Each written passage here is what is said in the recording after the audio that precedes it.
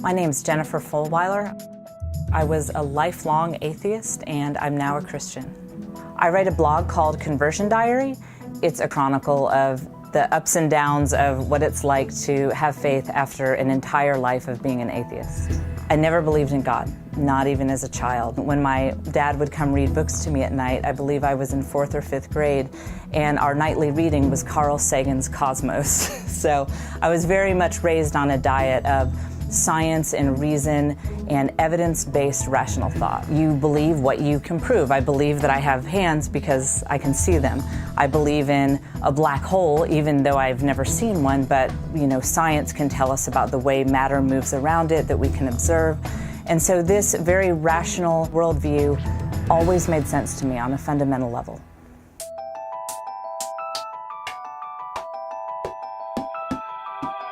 Before I got to the point that I could really start researching faith with an open mind, something had to happen. And for me, that occurred after my first child was born. I looked down and thought, what is this baby? And I thought, well, from a pure atheist materialist perspective, he is a collection of randomly evolved chemical reactions.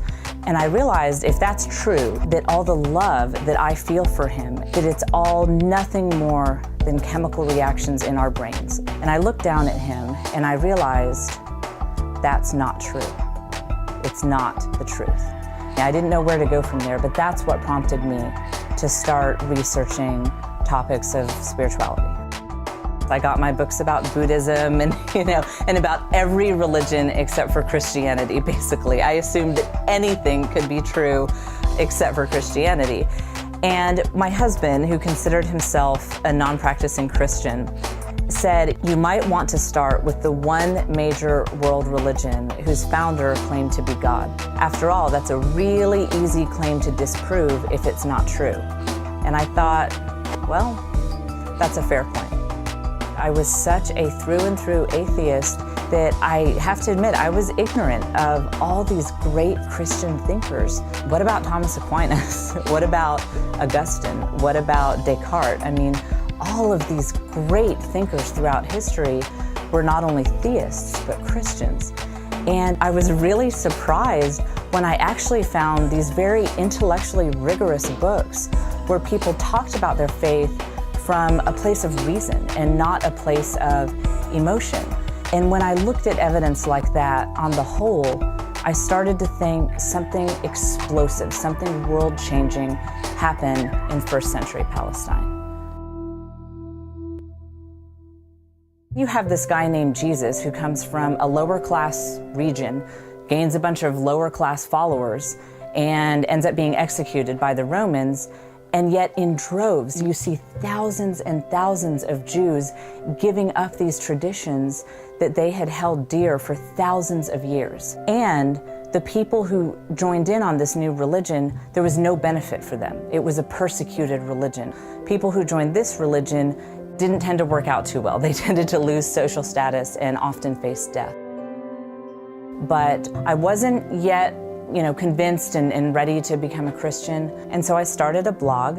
I just threw out every hard question I could think of. I just put it all out there on the blog. And as I would watch the atheists and the Christians go back and forth and debate, I realized we atheists, we don't have the lock on reason that I thought we did. But what I saw with the Christians was they had that too. They had all the knowledge of science and material world that we atheists did, but yet they had the total picture of the human experience of love and triumph and hope, and they could articulate that in a way that the atheists couldn't.